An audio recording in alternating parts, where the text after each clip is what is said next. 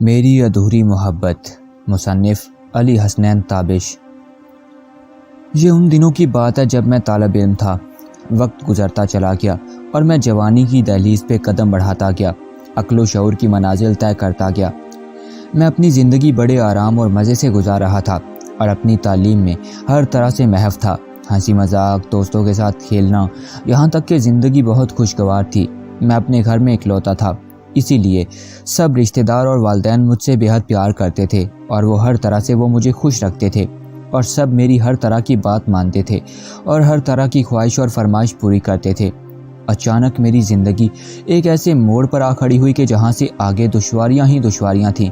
دراصل میں ایک ایسی دلدل میں پھنس چکا تھا کہ جہاں سے آج تک کم ہی خوش نصیب نکل سکے ہیں، لیکن شاید میری قسمت اتنی لکی نہ تھی۔ مجھے ایک لڑکی سے پیار ہو گیا تھا اور یہ دلدل عشق و محبت کی گہری دلدل تھی، جہاں سے باہر تو کیا نکلتا اور زیادہ پھنستا جا رہا تھا۔ پیار یا محبت ایک ایسی چیز ہے جو پل بھر میں ہو ہی جاتی ہے۔ دن گزرتے رہے اور میں اس کی محبت میں حد سے زیادہ گرفتار ہوتا گیا۔ نہ جانے اس میں ایسی کیا کشش تھی جو مجھے اس کی طرف کھینچتی چلی گئی۔ میں پوری طرح سے اس کا ہو چکا تھا۔ وہ معصوم سا چہرہ، گھنی بکھری زلفیں اور ان میں چھپا وہ چاند سا چہرہ، کیا دلکش منظر تھے۔ واہ واہ بھائی واہ، میں آج بھی وہ منظر یاد کرتا ہوں تو دل تڑپ جاتا ہے۔ بے بسی اتنا ستانے لگتی ہے کہ رونا آ جاتا ہے۔ میں مکمل طور پر اس کا دیوانہ ہو چکا تھا۔ ہر وقت اس کی باتیں، اس کی یادیں، ہر وقت ہر چیز میں بس اسی کا عکس نظر آتا تھا۔ شاید یہی پیار ہے، اسی کو محبت کہتے ہیں۔ مجھے گنگنانے کی عادت پڑ گئی تھی۔ اچانک یوں ہی بیٹھے بیٹھے مسکرانا اور پھر کہیں لمبی سوچ میں کھو جانا، کچھ ایسی بے شمار تبدیلیاں مجھ میں آنے لگی تھیں۔ ہماری پہلی ملاقات ایک پارک میں ہوئی تھی۔ در حقیقت وہ میری کزن تھی، لیکن جب مجھے اس سے پیار ہوا تب وہ پارک میں اپنی دوسری سہیلیوں کے ساتھ کھیل رہی تھی۔ میں آج تک ان دلکش نظاروں کو بھلا نہیں پایا۔ گلابی فراق میں چھپی وہ نرم و نازک سی پری، معصوم چہرہ، گھنی زلفیں اور چہرے پر ہلکی سی مسکان جو کہ ہر وقت اس کے چہرے پر رہتی تھی۔ واہ کیا بات ہے، اس پروردگار کی تخلیق پر رشک آتا ہے۔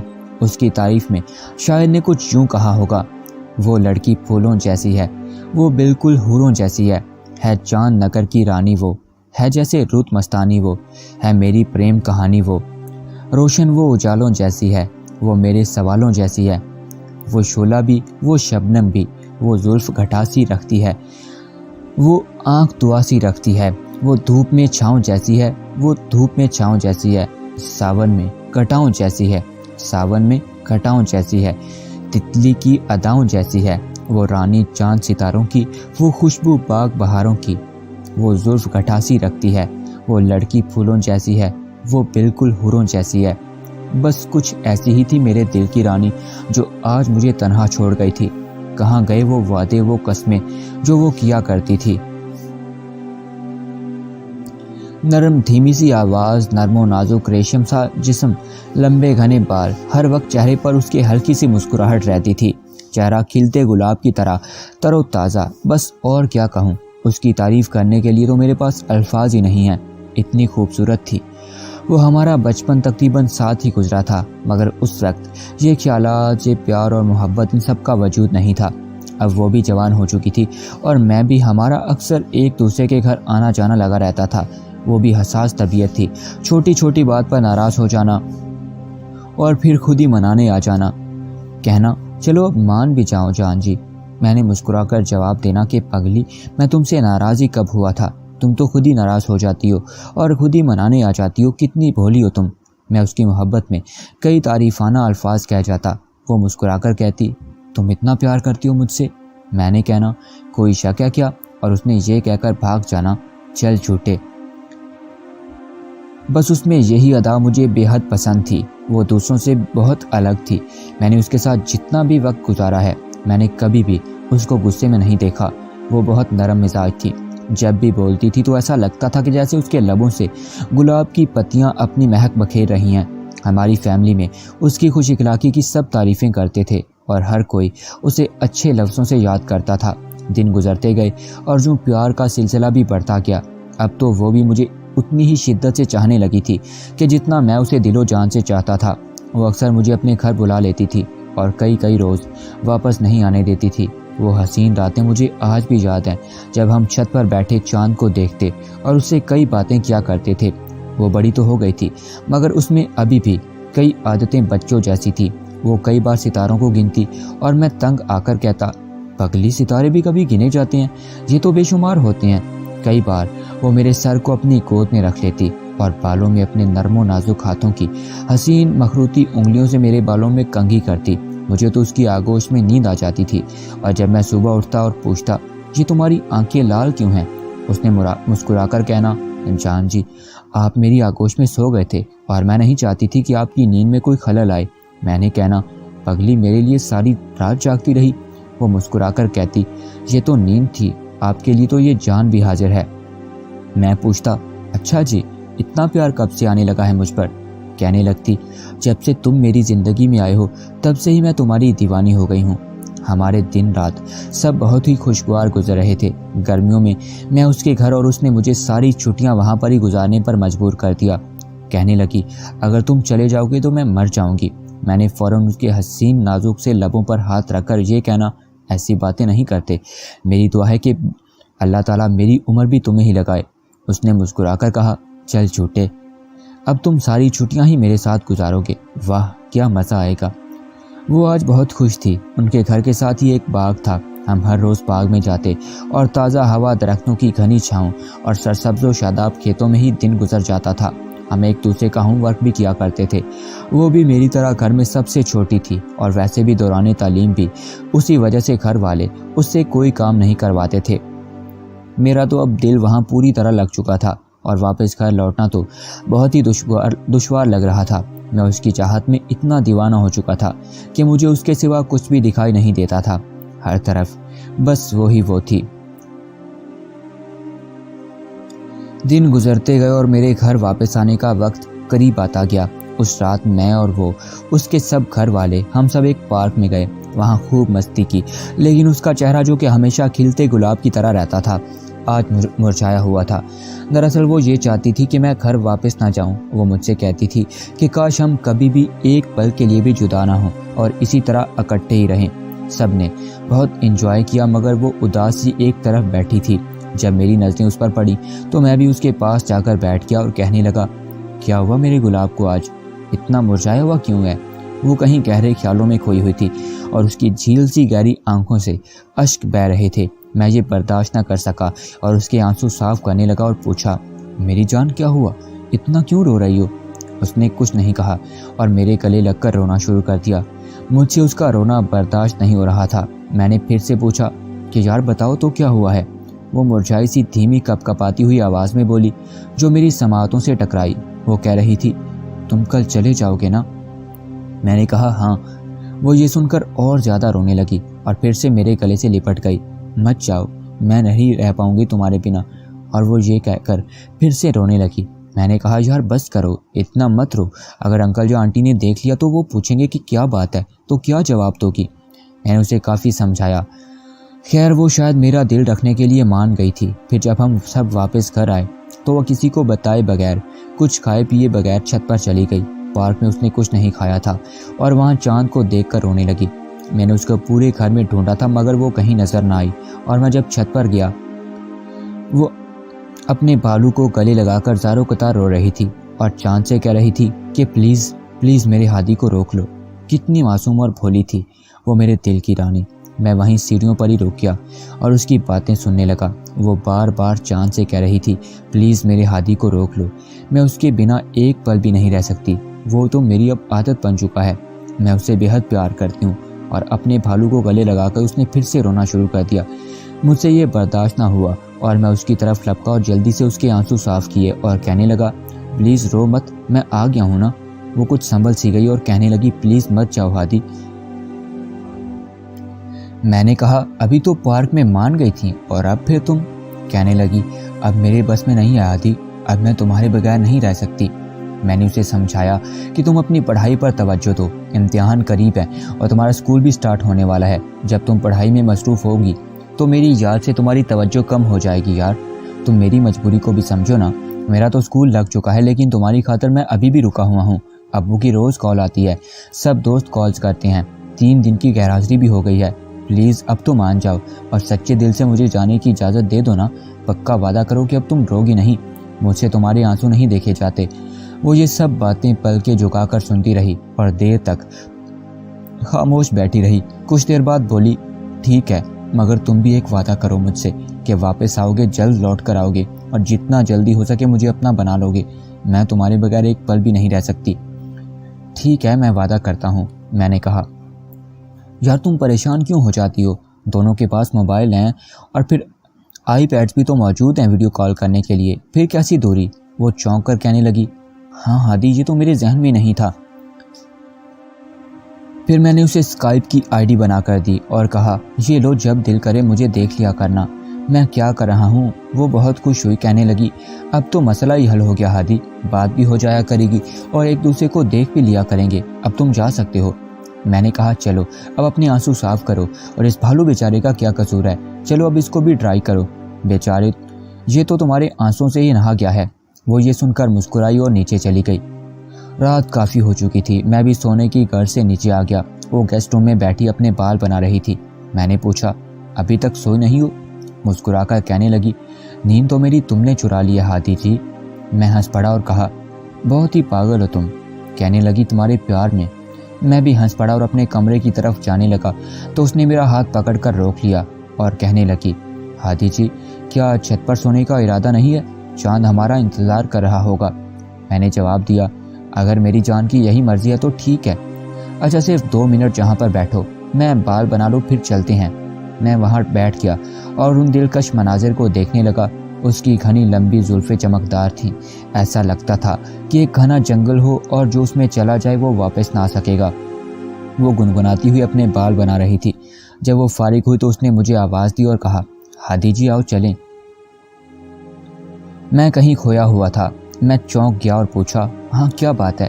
कहने लगी, कहाँ गुम हो हादी जी, क्या सोच रहे हो?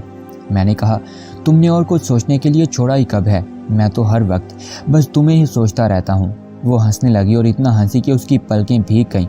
उन भीगी पलकों में मेरा साफ दिखाई दे रहा था और उसकी झील सी आंखों में ऐसा लग रहा था कि मैं डूब रहा हूँ। उसकी झील से गहरी हसीन आंखों में गोते खा रहा था। मैंने पूछा, क्या हुआ, इतना हंस क्यों रही हो? कोई जाग जाएगा और हम दोनों की शामत आ जाएगी। कहने लगी, तुम तो पागल हो और मुझे भी पागल कहते हो। अब चलो, रात बहुत हो गई है, चांद बेचारा हमारा इंतज़ार कर रहा होगा। और उसने मुझे हाथ से पकड़कर खड़ा किया और कहा कि चलो भी यार। मैं चल दिया। हम छत पर चले गए। आज चांद की 12 तारीख थी और काफ़ी बड़ा चांद था। वो चांद को देखकर बहुत खुश हुई और कहने लगी, ये चांद भी कितना वफादार है हादी जी, हर रात हमारे साथ रहता है। हम जहाँ जाते हैं हमारे साथ साथ जाता है।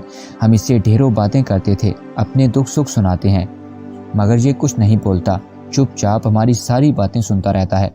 मगर इसका दुख सुख कौन सुनता होगा? ये सुनकर मैं हंस पड़ा और कहने लगा, अरे पगली, इतना मत सोचा करो। वो चांद है, वो हम सब की बातें सुनता है और हमें देखता है, हमें अंधेरे में राह दिखाता है। इसको भला क्या दुख सुख होगा? और हाँ, ये सब सितारे, ये सयारे, ये सब इसके दोस्त हैं जो इसके साथ साथ रहते हैं। मैंने कहा, चलो अब छोड़ो ये सब, आओ बैठ जाओ। इसको अपने भालू से बहुत प्यार था। वो बचपन से ही भालू और गुड़िया वगैरह से खेलती थी। आज भी उसके पास बहुत से भालू हैं। रात काफ़ी हो चुकी थी। मैंने कहा, जान जी, अगर इजाज़त हो तो मैं सो जाऊं? कहने लगी, नहीं, कल तुमने चले जाना है, आज जितनी बातें करनी है कर लो। मैंने कहा, अच्छा जी, तो फिर करो बातें। कहने लगी, तुम ही कुछ सुनाओ।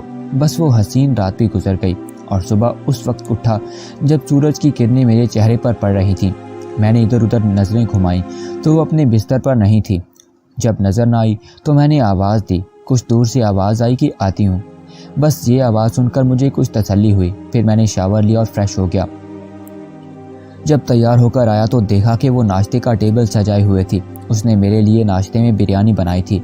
दरअसल मुझको और उसे दोनों को बिरयानी बहुत पसंद थी। मैंने कहा, वाह जी वाह, आज तो बहुत अच्छी खुशबू आ रही है। नाश्ते में क्या बना है? मैंने पूछा। बिरयानी बनाई है हादी जी, सिर्फ आपके लिए। सुबह सुबह बिरयानी? मैंने कहा।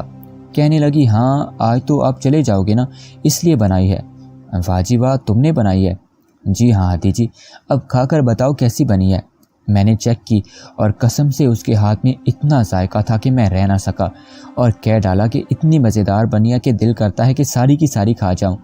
وہ مسکرا کر بولی، جی ہاں کھا جاؤ، پھر بناتی ہوں، بنائی بھی تو آپ کے لیے ہے نا۔ وہ بھی میرے پاس بیٹھ گئی اور کھانے لگی۔ ہم نے ناشتہ اکٹھے کیا اور میں واپس آنے کی تیاری کرنے لگا۔ جیسے جیسے میرے واپس آنے کا وقت قریب آتا جا رہا تھا وہ اتنا ہی اداس ہو رہی تھی۔ میں نے اپنا بیگ لیا اور انکل جی کے ساتھ بس اسٹاپ پر آ گیا۔ میں وہ منظر آج تک نہیں بھولا جب میں ان کے گھر سے نکل رہا تھا اور وہ آنکھوں میں موٹے موٹے آنسو لیے مجھے الوداع کر رہی تھی۔ میں تو اس بے رحم زمانے کی خاطر مجبور تھا، ورنہ دل تو میرا بھی نہیں کر رہا تھا واپس آنے کے لیے۔ خیر میں واپس گھر آ گیا اور کچھ دن بعد میرا اتنا برا حال ہوا کہ مجھ سے اب جدائی بالکل بھی برداشت نہیں ہو رہی تھی۔ مجھے شدید بخار ہو گیا تھا۔ کچھ دن تو بے چینی سے گزر گئے، مگر پھر میں سنبھل گیا، دل کو سمجھا لیا کہ اس سے بات کر لیتا ہوں، اسے دیکھ بھی لوں گا۔ اس گھر سے میں نے اسے کال کی، اسکائپ آن کیا، اس کی امی نے فون اٹھا کر اوکے کیا، بات چیت ہوئی، حال احوال ہوتا رہا۔ پوچھنے کے بعد معلوم ہوا کہ اس کی طبیعت خراب ہے۔ یہ سن کر میرے حواس چھوٹ گئے، میں مجبور تھا، جا بھی نہیں سکتا تھا، بس فون پر ہی حال پوچھا۔ کہنے لگی، بس ہادی جی کچھ نہیں ہوا، میں ٹھیک ہوں، آپ چلے گئے اس لیے یہ حالت ہو گئی ہے، مگر میں اپنے آپ کو سنبھال لوں گی، تم سے وعدہ کیا تھا، اب رو بھی نہیں سکتی نا۔ میں نے کہا ہاں بس رونا نہیں، اب میں تمہیں کال کر لیا کروں گا اور وہ رات کو اسکائپ پر ویڈیو کال بھی کر لیا کریں گے۔ اور میں نے کہا کہ ہاں اب بس جلدی سے ٹھیک ہو جاؤ۔ اس نے جواب نہ دیا اور کال کاٹ دی۔ در حقیقت جا تو مجھے بھی اس کی بہت آتی تھی، پر موبائل اور اسکائپ اچھا ذریعہ تھا ایک دوسرے سے بات کرنے کا۔ روز بات بھی کر لیا کرتے تھے اور ایک دوسرے کو دیکھ بھی لیا کرتے تھے۔ دن گزرتے گئے اور ہم اسی طرح اپنا دل بہلاتے رہے۔ میرے امتحانات قریب تھے، میں اس وقت میٹرک کا طالب علم تھا اور وہ 9ویں میں پڑھتی تھی، عمر میں مجھ سے 1 سال بڑی تھی۔ ایک دن میں نے اسے کہا، جان اب پیپر قریب ہیں اور میرا خیال ہے کہ اب ہم پڑھائی پر توجہ دیں اور پیپر کی تیاری شروع کر دیں، اور ہاں یہ پیار محبت تو چلتا ہی رہے گا، مگر اپنا مستقبل بنانے کے لیے پڑھائی بھی تو ضروری ہے نا۔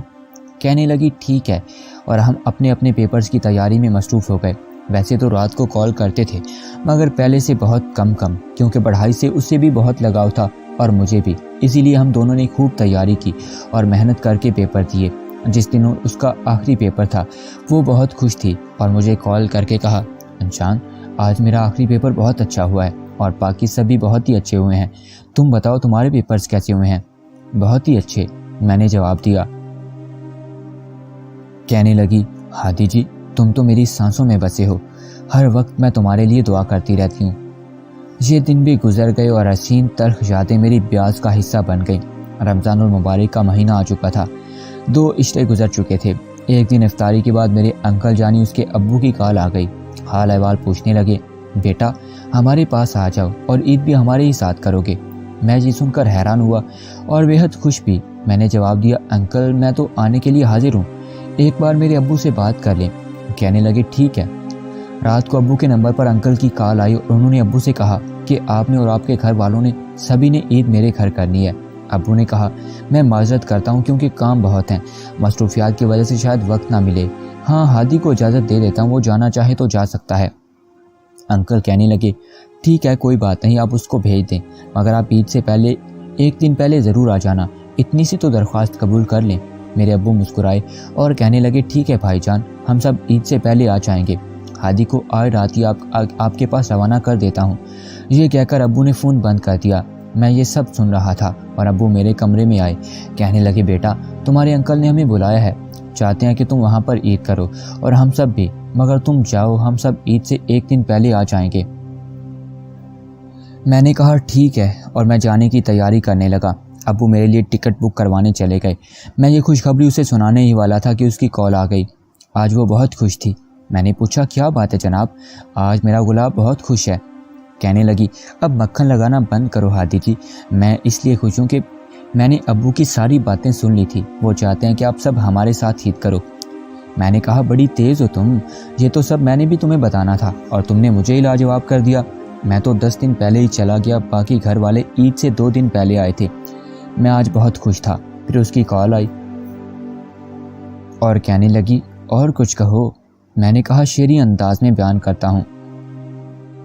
چاند رات کو کہنا اس کا مجھ کو فون پر، تیرے نام کی مہندی لگانی ہے اس عید پر، لکھوں گی تیرا نام اپنی ہتھیلی پر، لیکن ایک بات کی شکایت ہے مجھ کو، آ جاؤ کہ اب تنہا عید گزاری نہیں جاتی، روز تیری رات تکتی ہوں تنہا چھت پر، ہنس کر کہنا میرا اس کو، کرتا ہوں وعدہ کہ ضرور آؤں گا اس عید پر۔ یہ سنتے ہی اس کا خوشی سے دل مچل اٹھا اور کہنا، ہادی مرتی ہوں تیری اس ادا پر۔ میں ان کے گھر کے لیے روانہ ہو چکا تھا۔ رات کی ٹکٹ نہ ملنے کی وجہ سے دن کا سفر کرنا پڑا۔ سفر کافی لمبا تھا، اس لیے میں نے روزہ نہیں رکھا تھا اور گرمی بھی بہت شدت سے تھی۔ 7 گھنٹے کے سفر کے بعد میں ان کے گھر پہنچ گیا۔ وہ تو آج بہت خوش تھی۔ راستے میں اس نے بے شمار کالز کر کے پوچھا کہ اب کہاں ہو، اب کہاں ہو۔ میں سب سے ملا اور بیٹھ گیا۔ ایک کزن نے یعنی اس کی بہن نے پوچھا کہ ہادی بھائی اگر روزہ نہیں ہے تو پانی پلاؤں؟ میں نے کہا روزہ نہیں ہے، پلا دو۔ پانی پینے کے بعد آنٹی نے مجھ سے کہا، بیٹا تم اتنے لمبے سفر سے آئے ہو، کچھ دیر آرام کر لو، تھکان کافی ہو گئی ہوگی۔ میں تقریباً دن کے 4 بجے گھر پہنچا تھا۔ اس وقت وہ ٹیوشن گئی ہوئی تھی۔ میں نے اس کی کزن سے پوچھا کب آئے گی؟ کہنے لگی افطاری سے پہلے آ جائے گی، آپ آرام کر لیں۔ میں بھی کافی تھکا ہوا تھا، اس لیے لیٹتے ہی نیند آ گئی اور میں گہری نیند سو گیا۔ افطار کا وقت قریب تھا اور میری جان بھی گھر واپس آ چکی تھی۔ اس نے آ کر مجھے جگایا اور کہا، جناب جی کہاں گھوڑے بیچ کر سو رہے ہو؟ میں اچانک اٹھا اور اسے دیکھنے لگا۔ وہ مسکرائی اور کہنے لگی، شکر ہے خدا کا کہ تم آ گئے اور میرا انتظار ختم ہوا۔ میں نے کہا، ہاں جی میں آ گیا ہوں۔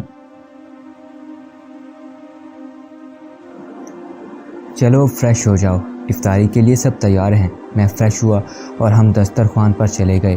سبھی میرا انتظار کر رہے تھے۔ اس نے میرے لیے اسپیشل بریانی بنائی ہوئی تھی۔ سب نے اکٹھے مل کر افطاری کی اور میں اپنے کزنز کے ساتھ نماز مغرب کے لیے چلا گیا۔ جب واپس آئے تو اس نے گرما گرم بریانی مجھے پیش کی، اس کے بھائیوں نے، اور میں نے خوب بریانی سے لطف لیا۔ میری جان بھی وہیں بیٹھ گئی اور ایک کزن بھی آ گئی۔ سب نے مل کر بریانی کھائی۔ محبوب کے ہاتھ میں ذائقہ کمال کا تھا، اور پھر بریانی ہو تو کیا ہی بات ہے، واہ جی واہ، مزہ آ گیا۔ نماز عشاء کا وقت ہو چکا تھا، ہم مسجد کے لیے روانہ ہو گئے۔ رات کو جب واپس آئے تو سب اکٹھے بیٹھے اور باتوں میں مصروف ہو گئے۔ محفل گرم تھی، ہم بھی اس میں شامل ہو چکے تھے۔ آنٹی اور انکل مجھ سے سفر کے بارے میں پوچھنے لگے اور کافی ساری باتیں ہوئیں۔ میں نے آنٹی سے پوچھا کہ مہوش کہاں ہے؟ آنٹی نے بتایا کہ وہ اپنے کمرے میں ٹی وی دیکھ رہی ہے۔ میں اس کے کمرے میں آ گیا اور اچانک اسے ڈرا دیا۔ وہ ایک دم سہم سی گئی اور کہنے لگی، ہادی جاؤ، میں تم سے نہیں بولتی۔ میں نے معصوم سا چہرہ بنا کر پوچھا، سچی نہیں بولتی؟ سچی نہیں بولوں گی، اس نے جواب دیا۔ اچھا تو میں جا رہا ہوں اپنے گھر۔ اس نے جلدی سے میرا ہاتھ پکڑ لیا اور کہا، اچھا یار سوری، مگر واپس تو مت جاؤ نا۔ میں ہنس پڑا اور پوچھا، بس اتنی دیر میں ہی مجھ سے ناراض رہ سکتی ہو؟ کہنے لگی، ہاں اور کیا۔ پھر ہم اکٹھے بیٹھ کر ٹی وی دیکھنے لگے۔ رات کے 11:30 ہو چکے تھے اور مجھے کافی نیند آ رہی تھی۔ میں نے کہا، جان اب مجھے جانے دو، نیند بہت آ رہی ہے اور پھر صبح سحری کے لیے بھی اٹھنا ہے۔ کہنے لگی، میرے پاس یہاں پر ہی سو جاؤ۔ نہیں نہیں یار، انکل آنٹی لوگ کیا کہیں گے؟ میں نے کہا۔ کہنے لگی، کچھ نہیں کہتے، لیکن میں نہیں مانا اور اپنے کمرے میں آ کر سو گیا۔ نیند تو خیر کیا ہی آنی تھی، بس اس کی معصوم اداؤں اور باتوں کو یاد کر کے مسکرا رہا تھا۔ بہت ہی معصوم اور اس بے درد زمانے سے بے خبر ہے۔ اس کی اپنی ہی ایک حسین سی دنیا ہے اور وہ اسی میں ہی کھوئی رہتی تھی۔ میں انہی باتوں میں کھویا ہوا تھا اور نہ جانے کب صبح ہو گئی، کوئی خبر ہی نہ ہوئی۔ یہ صبح ایک سہانی صبح تھی۔ ویسے بھی دیہات کا منظر صبح کا بہت ہی حسین ہوتا ہے، کچھ الگ ہوتا ہے۔ ہر طرف چڑیوں کی چہچہانے کی آوازیں، ٹھنڈی ہوا، سرسبز کھیت اور گلاب کے پھولوں پر پڑی ہوئی شبنم کی بوندوں میں سورج کی شعاعیں اس طرح چمک رہی ہوتی ہیں کہ جیسے کوئی کوسے قضا کا رنگ بکھیر رہا ہو۔ صبح سحری کے وقت وہ میرے پاس میرے کمرے میں آئی۔ میں پہلے جاگ رہا تھا، دیکھ کر بولی، ہادی یار تم بھی بہت تیز ہو، مجھے تو سلا کر آئے تھے اور خود ابھی تک جاگ رہے ہو۔ میں مسکرایا اور کہا، جان جی نیند کہاں آئے گی، میرا چین میری نیندیں تو تم نے چرا لی ہیں۔ وہ مسکرا کر بولی، وہ کیسے جی؟ میں نے کہا، اور کیا کروں یار، جب بھی آنکھیں بند کرتا ہوں تمہارا معصوم سا چہرہ مسکراتا ہوا سامنے آ جاتا ہے۔ ہم وہاں کمرے میں ہی اکٹھے سحری کی کیونکہ اس کی ضد تھی کہ ہم اکٹھے روزہ رکھیں گے۔ سحری کے بعد نماز فجر کا وقت ہو چکا تھا اور میں مسجد کے لیے روانہ ہو گیا۔ اب گاؤں کے کافی راستوں سے میں واقف ہو چکا تھا، اس لیے اکیلے ہی نماز کے لیے چلا جاتا تھا۔ نماز سے واپسی پر میں نے سب قدرت کے مناظر دیکھے جو کہ پہلے بیان کر چکا ہوں۔ یہ صبح دراصل اس لیے خاص تھی کیونکہ اس دن ہم سب نے لاہور جانا تھا۔ یہ بہت اچھا موقع تھا اس کے ساتھ وقت گزارنے کا، اور یہ پلان بھی اسی کا ہی تھا۔ ہم سب نے تیاری کی اور لاہور کے لیے روانہ ہو گئے۔ راستے میں ہم سب نے بہت مستی کی، ہم سب بہت خوش تھے، اسی لیے سارے راستے گنگناتے ہوئے گاتے ہوئے لاہور پہنچ گئے۔ سب سے پہلے ہم مینار پاکستان گئے اور وہاں پر ہم نے تصویریں بنوائیں، اور پھر بادشاہی مسجد گئے، شاہی قلعہ، مزار اقبال اور بہت سی جگہوں کی سیر کی۔ دن کافی گزر چکا تھا اور گرمی بھی بہت اچھی خاصی شدت اختیار کر چکی تھی، اور پھر ہم سب کا روزہ بھی تھا، اس لیے تھکان کچھ زیادہ ہی محسوس ہو رہی تھی۔ ہم سب نے گلشن اقبال پارک جانے کا فیصلہ کیا۔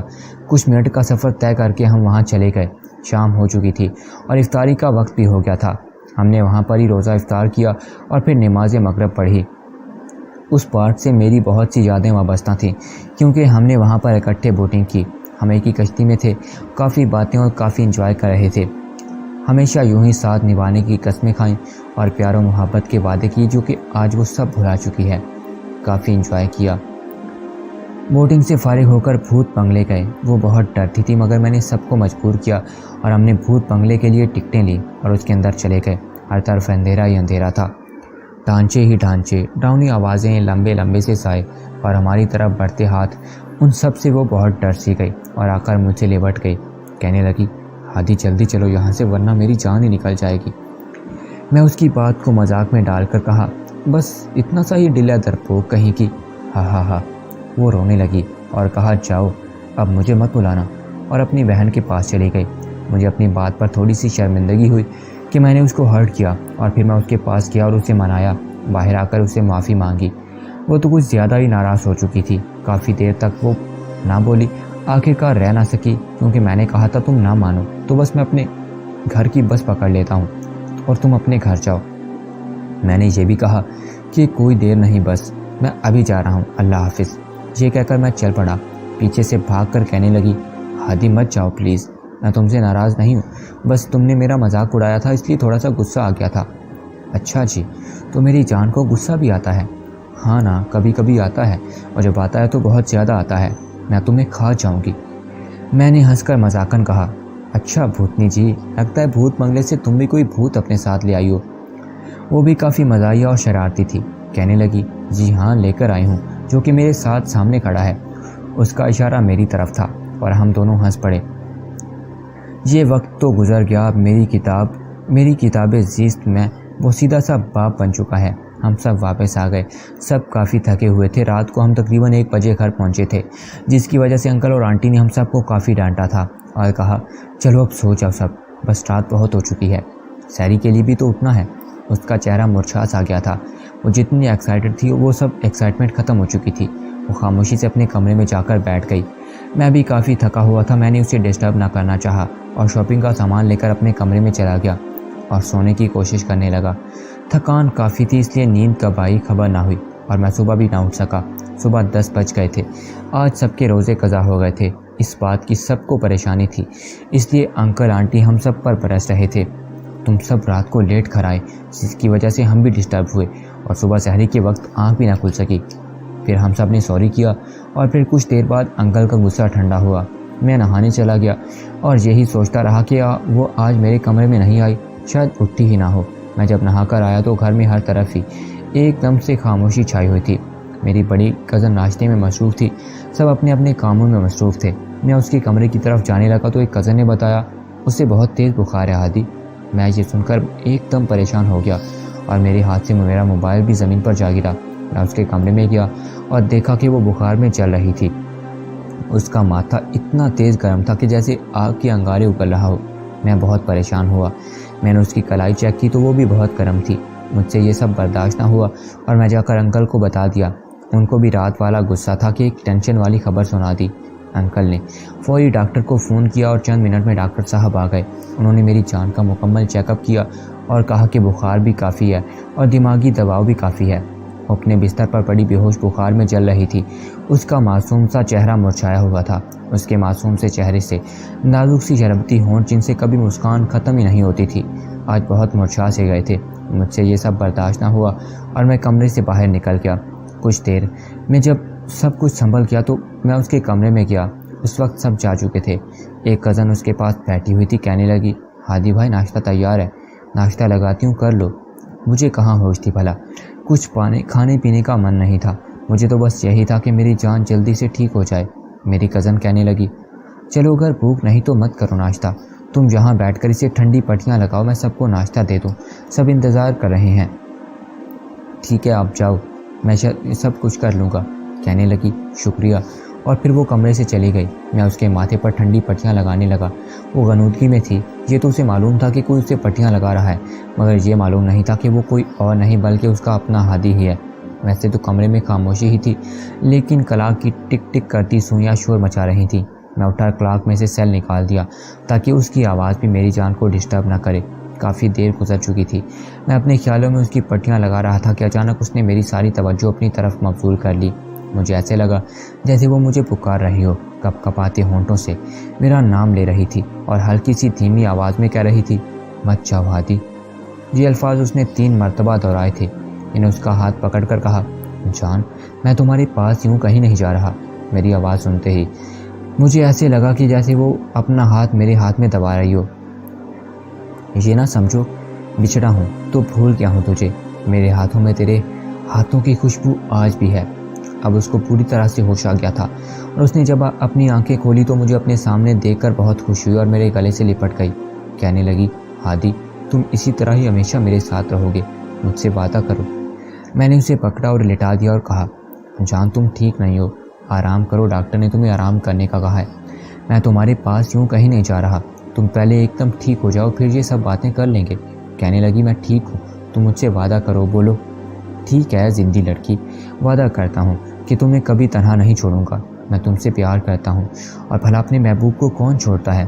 میری بات سن کر اس کی تسلی ہو گئی۔ میں نے کہا کہ یار اب تو لیٹ جاؤ اور آرام کرو، میں آنٹی کو بلا کر لاتا ہوں۔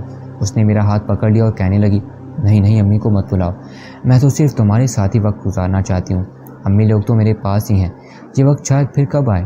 اور اس نے مجھے روک لیا۔ میں نے کہا، میری جان اب بتاؤ کیا کھاؤ گی، بھوک تو لگی ہوگی نا؟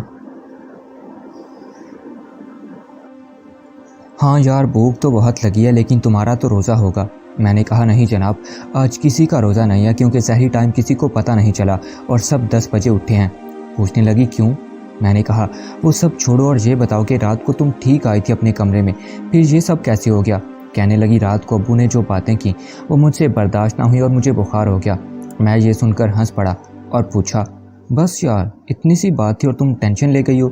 ہم سب بہت لیٹ گھر آئے تھے، ان کو ہماری ٹینشن تھی، کیونکہ آج کل حالات بہت خراب ہیں، اس لیے انہیں غصہ آ گیا تھا۔ تم کس لیے غصہ کر گئی ہو؟ کہنے لگی، بس یہی غصہ تھا کہ ابو نے مجھے سب کے سامنے ڈانٹ دیا، اور کچھ بھی نہیں۔ میں نے کہا، اچھا اتنا مت بولو اور سو جاؤ۔ کہنے لگی، تم نے ناشتہ کیا؟ تمہاری ٹینشن کی وجہ سے میری تو بھوک ہی ختم ہو گئی تھی۔ اچھا جی، اتنی فکر ہے میری؟ جی ہاں جان جی، تم ہی تو میری زندگی اور میرے جینے کا مقصد ہو، تمہیں ایسی حالت میں دیکھ کر میری تو سانسیں رک جاتی ہیں۔ اس نے فوراً میرے لبوں پر انگلی رکھی اور کہا، ہادی سانسیں رکنے کی بات مت کرو۔ میں نے کہا، اچھا جی، جو حکم سرکار کا۔ ہنس کر بولی، چلو اب کچھ کھا لو۔ میں نے پوچھا، پہلے تم بتاؤ کیا کھاؤ گی؟ کہنے لگی، کچھ بھی نہیں۔ اتنے میں آنٹی آ گئی اور اس کا حال پوچھا، وہ اس کے لیے سیب کاٹ کر لائی تھی۔ آنٹی نے کہا، یہ کھا لو۔ امی جان رکھنے کھا لوں گی۔ آنٹی نے کہا، نہیں نہیں، تمہیں بخار ہے، کافی کمزور ہو گئی ہو، یہ سب جلدی سے ختم کرو۔ اچھا امی جان۔ آنٹی چلی گئیں اور وہ مجھ سے مخاطب ہوئی، کہنے لگی، ہادی جی کھاؤ، سیب کھاؤ، اگر یہ کھاؤ گی تو میں بھی کھاؤں گی۔ نہیں یار تم کھاؤ، میں تو ناشتہ کر لوں گا، مگر ڈاکٹر نے تمہیں صرف فروٹ کھانے کو کہا ہے اور دودھ پینے کو کہا ہے۔ نہیں نہیں، تم کھاؤ گی تو میں بھی کھاؤں گی۔ میں نے مجبوراً کہا، اچھا جی لو میں بھی کھا لیتا ہوں۔ ہم دونوں نے سیب کھا لیے، اس نے دودھ سارے کا سارا مجھے پلا دیا۔ دن تو اسی طرح گزر گئے اور عید کا دن بھی آ گیا، سب اپنی اپنی تیاریوں میں مصروف ہو گئے۔ وعدے کے مطابق امی ابو بھی آ گئے تھے، انکل نے پھر فون جو کر دیا تھا۔ چاند رات کو ہم سب بازار گئے اور اپنے اپنے لیے سب نے شاپنگ کی۔ میں نے سرخ چوڑیاں، مہندی اور بہت سے گفٹ اسے لے کر دیے۔ اس نے مجھے ایک پینٹ شرٹ لے کر دی، وہ پینٹ شرٹ میں نے آج بھی سنبھال کر رکھی ہے، کبھی کبھی نکال کر دیکھ لیتا ہوں اور ماضی کی تلخ یادوں میں کھو جاتا ہوں۔ وہ حسرتیں وہی رنجشیں ہیں، نہ ہی وہ درد دل میں کوئی کمی آئی، جانے کیسی ہے میری محبت بھی ہادی، نہ ہی مل سکی اور نہ ہی ختم ہوئی۔ رات کافی لیٹ گھر لوٹے اور صبح عید بھی تھی، تیاری بھی کرنی تھی۔ گھر آئی تو دیکھا کہ گھر میں بہت سی لڑکیاں چھوٹی بڑی جمع ہیں۔ میں نے پوچھا یار یہ سب کون ہیں؟ کہنے لگی میری سب سہیلیاں ہیں اور مجھ سے مہندی لگوانے آئی ہیں۔ میں نے کہا اچھا جی۔ پھر کہنے لگی جان اب تم چپ چاپ یہاں بیٹھ کر مجھے مہندی لگاتے دیکھو۔ میں نے کہا جو حکم ہے آپ کا جان من۔ ہنس کر چلی گئی اور اپنی دوستوں کو مہندی لگانے لگی۔ رات کافی ہو چکی تھی اور وہ سب جا چکی تھیں۔ میں اپنے بڑے کزن کے ساتھ عید کی تیاری یعنی ڈریس شوز وغیرہ سیٹ کرنے چلا گیا تھا تاکہ صبح جلدی میں کوئی تیاری میں کمی نہ رہ جائے۔ مجھے جب پتہ چلا کہ سب لڑکیاں جا چکی ہیں تو میں نے اسے ڈھونڈا اور وہ گھر میں تو تھی نہیں۔ میں چھت پر گیا اور دیکھا کہ وہ اپنے نرم ملائم سفید ہاتھوں پر مہندی لگانے میں مصروف تھی۔ وہ ایک شعر ہے نا، ہاتھ تھک جائیں گے کیوں پیس رہے ہو مہندی، لہو حاضر ہے ہتھیلی پر لگانے کے لیے۔ میں نے اسے ڈسٹرب نہ کیا اور ایک طرف ہو کر بیٹھ گیا اور اسے دیکھنے لگا۔ کیا حسین دلکش منظر تھا وہ، واہ! آج بھی اگر وہ منظر دل میں آ جائے تو میں اتنا بے چین ہو جاتا ہوں کہ بے چینی اتنی بڑھ جاتی ہے میں بیان ہی نہیں کر سکتا اور بڑی مشکل سے خود پر قابو رکھ سکتا ہوں۔ بات ہو رہی تھی اس کی، ہاں وہ اپنے ہاتھوں پر مہندی لگانے میں مصروف تھی۔ گھنی لمبی زلفوں میں چھپا وہ چاند سا چہرہ، ہلکی سی دھیمی سی آواز میں گنگناتی ہوئی اپنے ہاتھوں پہ وہ مہندی لگا رہی تھی۔ کیا بات ہے یار، گورے گورے سفید ہاتھوں پر لال مہندی کا رنگ ہاتھوں کی خوبصورتی میں اور بھی اضافہ کر رہا تھا۔ ایسے بھی کہہ سکتا ہوں کہ وہ مہندی خوش نصیب تھی جو کہ اس کے ہاتھوں پر لگی تھی۔ پنک فراک پہنے وہ ایسی لگ رہی تھی کہ جیسے پرستان سے پری اتر آئی ہو۔ میں ان مناظر میں کھویا ہوا تھا کہ اچانک اس کی نظر مجھ پر پڑی اور وہ میرے پاس آ گئی۔ کہنے لگی ہادی جی آپ یہاں کب آئے؟ میں تو خیالوں میں کہیں گم تھا، میں کچھ نہ کہہ سکا۔ اس نے پھر سے کہا ہادی جی کہاں گم ہو؟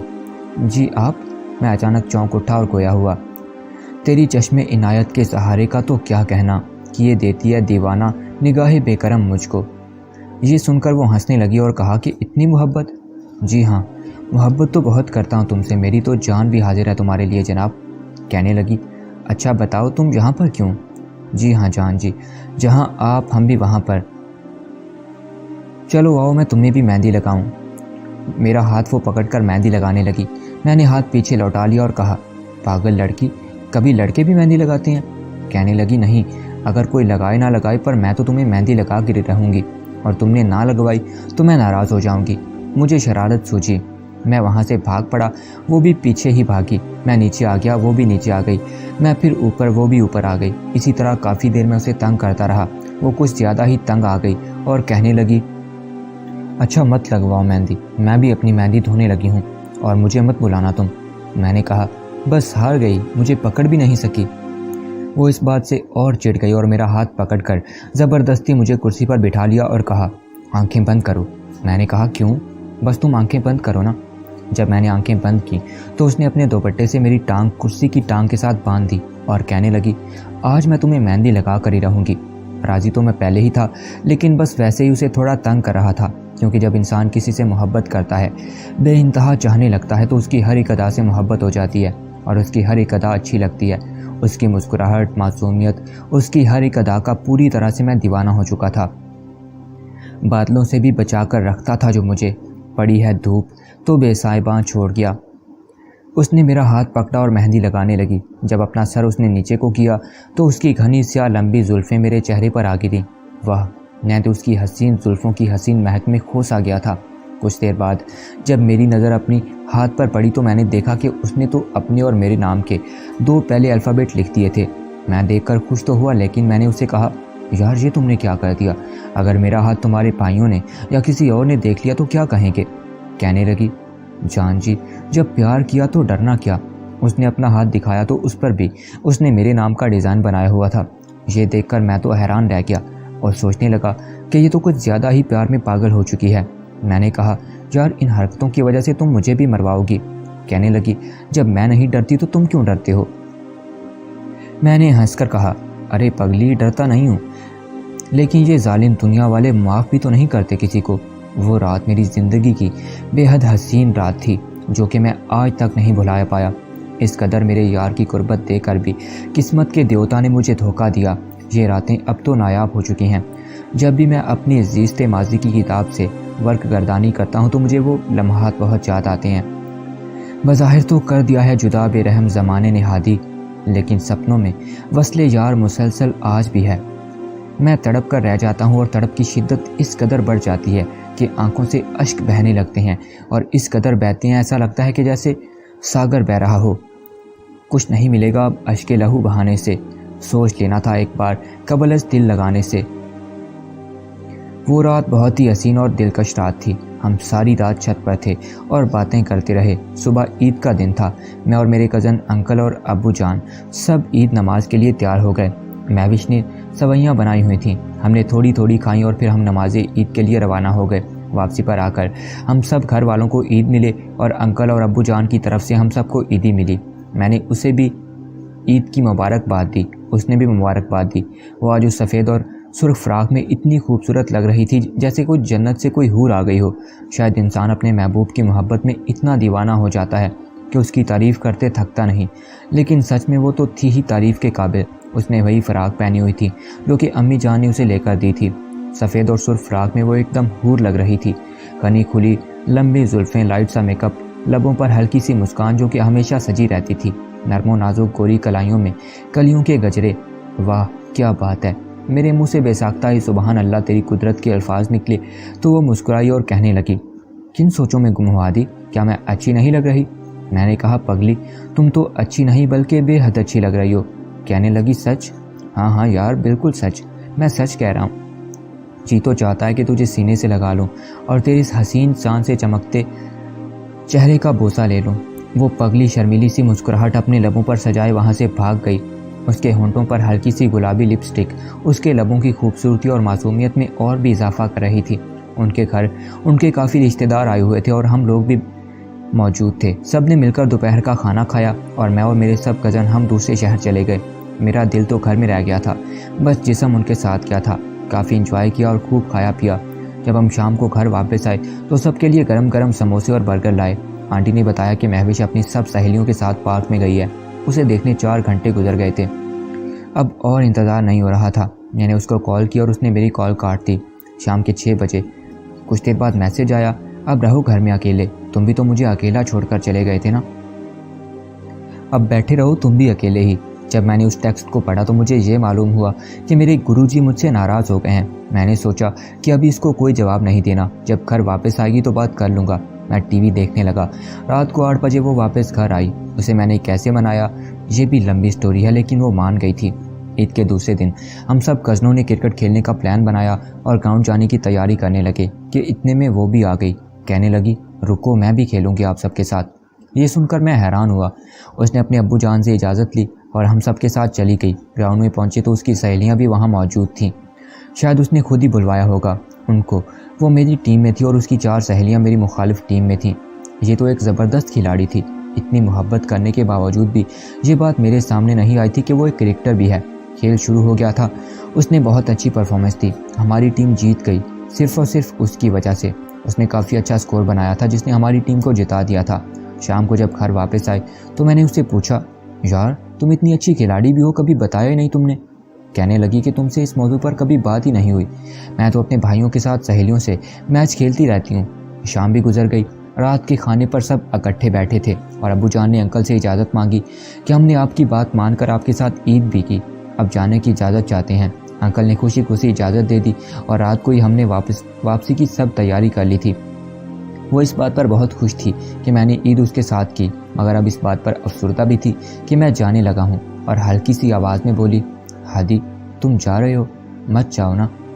میں نے کہا جانا تو پڑے گا کیونکہ ابو نہیں مانیں گے۔ ٹھیک ہے چلے جاؤ، مگر اب ایک وعدہ کرو کہ لوٹ کر جلدی آؤ گے۔ میں نے کہا اچھا جی، چلو ٹھیک ہے، وعدہ رہا کہ میں جلد لوٹ کر آؤں گا، اب تو راضی ہو جاؤ۔ تو وہ ہنس پڑی۔ اگلے روز ہم واپس آ گئے۔ میرا دل میری روح تو وہیں رہ گئے تھے۔ میں تو سارا دن ہی اس کی یادوں میں کھویا رہتا تھا، اس کی معصوم سی شرارتوں کو یاد کر کے ہنستا رہتا تھا، بیٹھے بیٹھے کہیں کھو جاتا تھا، جس کی وجہ سے میرے دوست مجھے مجنوں کہنے لگے۔ رزلٹ آنے والا تھا، بات تو ہوتی ہی رہتی تھی۔ جب ہم گھر آئے تو چند دنوں کے بعد ابو کے پاس 1-2 رشتے آ رہے۔ میں اتفاق سے اس دن گھر پر ہی تھا۔ میں نے ابو اور ان لوگوں کی باتیں سن لی۔ میں بہت بے چین اور پریشان تھا۔ رات کو ہمت کر کے میں نے اپنی والدہ کو یہ سب بتا دیا کیونکہ مجھے خدشہ تھا کہ ابو کہیں ہاں نہ کر دیں ان لوگوں کو، اسی لیے میں انتظار نہ کر سکا اور سب امی کو بتا دیا۔ امی جان یہ سب سن کر بہت خوش ہوئی اور کہنے لگیں، ارے پگلے تم اس چیز کے لیے اتنے بے چین ہو جو بچپن سے ہی تمہاری ہو چکی ہے، امی نے بتایا کہ تمہارا رشتہ ہم نے بچپن میں ہی طے کر دیا تھا، یعنی وہ بچپن میں ہی میری ہو چکی تھی۔ میں بہت خوش ہو گیا۔ آج تو میری خوشی کا کوئی ٹھکانہ نہیں تھا۔ امی نے کہا کہ تم پریشان مت ہو، تمہارے ابو کو سبھی پتہ ہے کہ تمہارا رشتہ بچپن میں ہی ہو چکا تھا اور وہ کسی کو ہاں نہیں کریں گے۔ میں تو یہ سوچ ہی رہی ہوں کہ اب تمہارے رشتے کے لیے ہم لوگ تمہارے انکل کے پاس جائیں تاکہ یہ کام اب ہو جانا چاہیے۔ ان سب باتوں کو سن کر میں مطمئن ہو گیا اور بہت زیادہ خوش بھی تھا۔ اتنی خوشی مجھے راس نہ آئی ہادی۔ جس شخص کو چاہا تھا وہی جدا ہو گیا۔ بات ہو رہی تھی رشتے کی، تو کچھ دنوں بعد امی ابو ان کے گھر چلے گئے میرے رشتے کے لیے۔ میں بہت خوش تھا۔ اس کو کال کی تو وہ بھی بہت خوشی، کیونکہ آج ہم دونوں کو اپنے پیار کی منزل ملنے والی تھی۔ ہم ایک رشتے کے بندھن میں بندھنے والے تھے۔ میں بے چینی سے امی کی کال کا انتظار کر رہا تھا، اور ایک خوشی کی بات یہ کہ آج اس کا رزلٹ بھی آیا تھا۔ میرے موبائل کی لائٹ روشن ہوئی اور گھنٹی بجی۔ دیکھا تو امی جان کی کال تھی۔ میں نے اوکے کیا اور دعا سلام کے بعد امی جان نے کہا، بیٹا مبارک ہو، تمہارے انکل شادی کے لیے مان گئے ہیں، یعنی رشتے کے لیے ہاں کر دی ہے۔ یہ انہوں نے بتایا کہ انکل نے کہا ہے کہ یہ تو پہلے ہی آپ کی امانت ہے، یہ رسمیں تو بس دنیا کے لیے کرنا پڑتی ہیں۔ میری والدہ نے اسے منگنی کی انگوٹھی پہنائی اور جو رسمیں وغیرہ تھی پوری کی۔ اس دن اس کا رزلٹ بھی آ گیا۔ اس نے 9ویں میں فرسٹ پوزیشن حاصل کی تھی۔ آج تو مجھے ڈبل خوشی مل رہی تھی۔ رات کو اس کی کال آ گئی۔ میں نے اوکے کی، کہنے لگی، یار جلدی سے اسکائپ آن کرو، مجھے تم سے بات کرنی ہے۔ میں نے کہا اچھا بھی کرتا ہوں۔ میں کمرے میں گیا اور اسکائپ آن کی۔ نیٹ کی سپیڈ کافی سلو تھی۔ اللہ اللہ کر کے اسکائپ آن ہوئی اور ویڈیو کال پر اس سے بات ہونے لگی۔ اس نے بتایا کہ وہ 9ویں کلاس میں فرسٹ آئی ہے۔ میں بہت خوش ہوا اور اس کو مبارک دی۔ کہنے لگی دعا کرتی ہوں تم بھی فرسٹ پوزیشن حاصل کرو، آمین۔ میں نے جواباً کہا، ہادی آج سے تو میں تمہاری ہو چکی ہوں، دل سے تو میں تمہاری کب کی ہو چکی تھی، لیکن آج دنیاوی طور پر بھی ہم ایک پاک رشتے میں بن چکے ہیں۔ پہلے تو چھپ چھپ کر باتیں کرتے تھے، لیکن اب ہم آزاد ہیں۔ دنیا والے بھی ہمیں اب ملنے سے نہیں روک سکتے، ہمیں ایک ہونے سے کوئی نہیں روک سکتا۔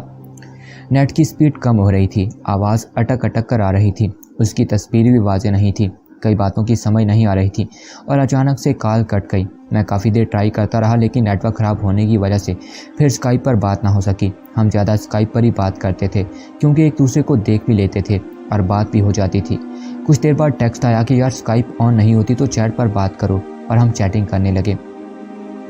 دن گزرتے گئے اور باتیں یوں ہی چلتی رہیں، اور پھر میرا رزلٹ بھی آ گیا۔ میں نے بھی اپنے والدین اور اس کی دعاؤں سے اول پوزیشن حاصل کی تھی۔ اس نے مبارکباد دی اور ساتھ ساتھ یہ بھی حکم جاری کر دیا کہ آگے پڑھائی جاری رکھنی ہے، چھوڑنی نہیں۔ یار میرے دل و جان اور دماغ پر تو تمہاری یادوں کا اور تمہارا بھوت سوار ہے، میں اور کیا کر سکتا ہوں۔ اس نے کہا پڑھنا ہے تو پڑھنا ہے۔ میں نے 1 دسمبر بھی اس کے ساتھ گزارا ہے۔ وہ دسمبر میری زندگی کا ایک خاص دسمبر تھا۔ دسمبر کی چھٹیوں میں ان کے گھر گیا تھا، کیونکہ اس نے خود بلایا تھا۔ مجھے یاد ہے کہ میں جب دھوپ نکلتی تو باغ میں چلا جاتا تھا، وہاں بیٹھ کر میں اخبار یا کوئی رسالہ پڑھتا تھا۔ وہ تھرمس میں گرم گرم چائے لے کر آتی اور ہم ساتھ بیٹھ کر نمکو کھایا کرتے اور چائے پیا کرتے، یوں ڈھیروں باتیں بھی کیا کرتے تھے۔ اس نے تو میرے گھر میں کئی دسمبر گزارے تھے، اور گرمیوں کی چھٹیاں میں تو ان کے گھر گزارتا تھا، اور دسمبر کی چھٹیاں وہ ہمارے پاس آ کر گزارتی تھی۔ میں اپنے گھر کے گارڈن میں دھوپ میں بیٹھا اخبار پڑھتا تھا اور وہ چائے لے کر آتی تھی، اور ہم اکٹھے بیٹھ کر چائے پیتے تھے۔ وہ کہتی تھی، ہادی جب میں چلی جاؤں گی تو تم مجھے یاد کرو گے۔ میں نے کہنا، یار اگر تم چلی گئی تو یہ حسین یادیں تو میرے ساتھ ہیں نا، اور اسکائپ زندہ باد، وہ تو دور رہنے ہی نہیں دیتی نا۔ کہنے لگی، ہاں یہ تو ہے، بس شاید یہ دسمبر اس کے ساتھ میرا آخری دسمبر تھا۔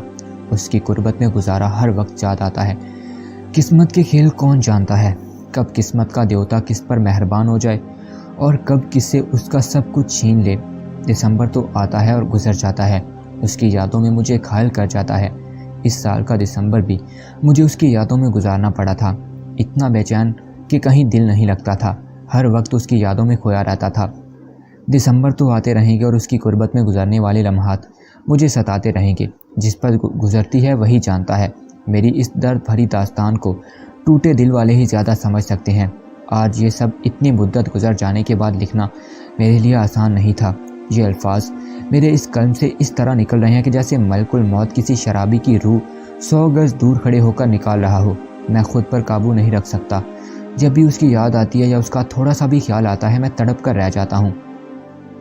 بات ہو رہی تھی منگنی کے دنوں کی۔ منگنی کے دن گزرتے گئے اور ہمارا ایک دوسرے کے گھر آنا جانا رک گیا تھا۔ کیونکہ خاندانی رسم و رواج کے مطابق جب لڑکی کی بات پکی ہو جائے تو وہ شادی سے پہلے نہیں مل سکتے۔ ہاں، موبائل اور اسکائپ اچھے ذریعے تھے ایک دوسرے کو دیکھنے اور دلوں کے حال شیئر کرنے کے لیے۔ 1 سال جو ہی گزر گیا، ابو نے انکل سے شادی کی بات کی تو انکل نے کہا کہ سوچ کر جواب دوں گا۔ اس بات کو 2 ہفتے گزر گئے اور اس دن اس نے بھی کوئی رابطہ نہ کیا تھا، اس کا نمبر بھی آف جا رہا تھا۔ مجھے کافی پریشانی ہو گئی تھی کیونکہ بات کیے ہوئے کافی دن گزر چکے تھے۔ ابو نے کافی انتظار کے بعد انکل کو پھر کال کی۔ وہ آج ٹھیک طرح سے بات نہ کر سکے اور اتنا ہی کہا کہ ہم آپ کو خود ہی بتا دیں گے، آپ کچھ دن اور انتظار کریں، ہمارے بہو بیٹے دبئی سے آنا ہے، ہم ان سے مشورہ کر لیں پھر آپ کو بتا دیں گے۔ اب تو اس کا میٹرک بھی ہو چکا تھا اور اس کے گھر والوں نے یہ بھی کہا تھا کہ اب پرائیویٹ پڑھائی جاری رکھو، کالج نہیں جا سکتی۔ یہ بات سختی سے اسے کی گئی تھی، وہ بھی مجبور تھی۔ ایک رات اس کی یاد نے مجھے بے حد ستایا۔ رات کا 1 بج چکا تھا، میں اپنی کتاب کی ورک گردانی کر رہا تھا، یادوں میں کھویا ہوا تھا۔ ہر طرف تیرگی ہی تیرگی چھائی ہوئی تھی، ہر سو سناٹا تھا۔ میں اپنے کمرے میں بیٹھا بس اسے یاد کر کے اشک بہا رہا تھا اور کلاک کی ٹک ٹک سن رہا تھا۔ ہلکی ہلکی برسات کا موسم تھا اور میری آنکھیں بھی برسات کر رہی تھیں۔ میں اشک بہا رہا تھا اور کھڑکی سے بارش کا منظر دیکھ رہا تھا۔ کئی بارشیں ہم نے اکٹھے گزاری تھیں۔ جب بھی ہوتی ہے بارش، بات اس کی یہ یاد آتی ہے، ہادی اپنی باہوں میں چھپا لو مجھے، ان بارشوں سے خوف آتا ہے۔ اچانک میرے موبائل کی اسکرین روشن ہوئی اور میسج بیل بجی۔ اپنا فون اٹھایا، ٹیکسٹ اوپن کیا تو اس کا ہی ٹیکسٹ تھا، لکھا ہوا تھا ہادی مجھے کال کرو، اور نیچے اس کا اپنا ادھورا نام ہی تھا، کیونکہ پہلے جب اس کا ٹیکسٹ آتا تھا تو وہ آخر میں لکھتی تھی تمہاری، لیکن آج صرف اس کا اپنا نام ہی لکھا تھا۔ میں نے وقت دیکھا، رات کے 2:30 بج چکے تھے۔ میں نے فوراً کال کی، ہلکی سی دھیمی آواز میں بولی، ہادی کیسے ہو؟ میں نے کہا ٹھیک ہو یار، تم اتنے دن سے کہاں غائب تھی؟ ٹھیک تو ہو تم میری جان؟ اس نے کوئی جواب نہ دیا اور اتنا ہی کہہ کر کال کاٹ دی کہ ہادی مجھے بھول جاؤ، اور ساتھ ہی کال کٹ گئی اور اس کا نمبر بھی آف ہو گیا۔ ایسا محسوس ہو رہا تھا کہ جیسے وہ رو رہی ہو اور کافی بیمار ہو۔ میں یہ سن کر کافی پریشان ہو گیا، مجھے اپنے کانوں پر یقین نہیں آ رہا تھا۔ کافی دیر اس کا نمبر ٹرائی کرتا رہا لیکن ہر دفعہ آف ہی ملتا۔ میں تو پہلے ہی دکھ درد کے ہجر کا مارا تھا کہ ایک درد اور اضافہ کر گیا۔ میں اس کی بات کو سوچ کر پریشان ہو جا رہا تھا کہ آخر بات کیا ہے جو اس نے مجھے یہ سب کہہ دیا۔ وہ تو پگلی مجھ سے اتنا زیادہ پیار کرتی ہے، ہر وقت میرے نام کے ہی گیت گا رہی تھی، آخر اب کیا ہوا؟ خدشہ بھی بہت تھا، احتیاط بھی بہت کی، ہوتے ہوتے وہ شخص جدا ہو ہی گیا۔ میں ساری رات سو نہ سکا، بس میرے کانوں میں وہی سہمی سی آواز گونجتی رہی کہ ہادی مجھے بھول جاؤ، مجھے بھول جاؤ۔ یادوں کو بس وہ یاد ہے، آنکھوں میں اس کا ہی خواب ہے، نہ جگتا ہوں نہ سوتا ہوں، راتوں کو اٹھ کر روتا ہوں، آنکھوں میں بس ایک برسات ہے جو چلا گیا مجھے چھوڑ کر، وہ آج بھی میرے دل کے پاس ہے۔ ہر طرف سے مجھے بس یہی آواز گھیرے ہوئے تھی کہ ہادی مجھے بھول جاؤ۔ بے چینی اتنی بڑھ گئی، سوچ سوچ کر مجھے کافی بخار چڑھ گیا۔ 7 سال کی محبت ایک دم چھوڑ جائے تو انسان کس کام کا رہ جاتا ہے۔ میری تو دنیا ہی جیسے لٹ گئی تھی۔ کالج میں بھی کافی خاموشہ رہتا، زیادہ وقت پلاٹ میں تنہا گزار دیتا۔ وہ پروفیسر جو میرے گن گاتے تھے کہنے لگے، ہادی کیا ہوا تمہیں؟ کہاں گیا وہ ہادی جو ہم پروفیسروں سے بھی ہنسی مذاق کیا کرتا تھا، ہر وقت ہنستا مسکراتا تھا؟ میرے پاس سوائے اشکوں کے کوئی جواب نہ ہوتا تھا۔ میں یہ بات اپنے دل میں ہی لیے پھرتا تھا۔ امی جان سے بھی ابھی تک یہ بات شیئر نہیں کی تھی، اس لیے یہ بات مجھے اندر ہی اندر کھائی جا رہی تھی، کھوکھلا کر رہی تھی اور دیمک کی طرح چاٹ رہی تھی۔ میرے لبوں پر خاموشی کا کفل سج چکا تھا، میرے وجود کو میں بہت بے بس ہو چکا تھا۔ میرا کسی لیکچر میں دھیان نہیں تھا، ہر وقت چہرے پر اداسی سی چھائی رہتی تھی اور میں بہت ہی زیادہ سنجیدہ ہو کر رہ گیا تھا۔ بریک ہوتی سب دوست الگ پلاٹ میں جا کر بیٹھ جاتے اور میں الگ بیٹھ جاتا اور لمبی لمبی سوچوں میں کھو جاتا۔ اور درختوں پر بیٹھے ان پرندوں کو دیکھ کر میرے زخم پھر تازہ ہو جاتے، کیسے وہ اکٹھے بیٹھے ہیں، اکٹھے ہی دانہ چگنے اڑ جاتے ہیں۔ ان کی دنیا کتنی حسین ہوتی ہے، کوئی بے رحم انہیں جدا نہیں کر سکتا، سب ہنسی خوشی رہ رہے ہیں۔ ایک دن میں پلاٹ میں بیٹھا کہیں کھویا ہوا تھا، سب دوست میرے اس روپ سے کافی پریشان تھے۔ ایک دن قریبی دوست میرے پاس آ کر بیٹھ گیا اور کہنے لگا، ہادی یار کیا بات ہے، کافی دن ہو گئے ہیں، میں تمہیں دیکھ رہا ہوں، تمہاری شرارتیں مستیاں وہ ہنسی مذاق سب تم سے کہیں دور جا بسے ہیں۔ کیا بات ہے، کافی دن ہو گئے ہیں، میں تمہیں دیکھ رہا ہوں، تمہاری شرارتیں مستیاں وہ ہنسی مذاق سب تم سے کہیں دور جا بسے ہیں، کچھ تو بات ہے یار، مجھے بتاؤ، شاید میں ہی تمہاری مدد کر سکوں۔ میں نے کہا، یار کچھ نہیں، بس طبیعت خراب ہے۔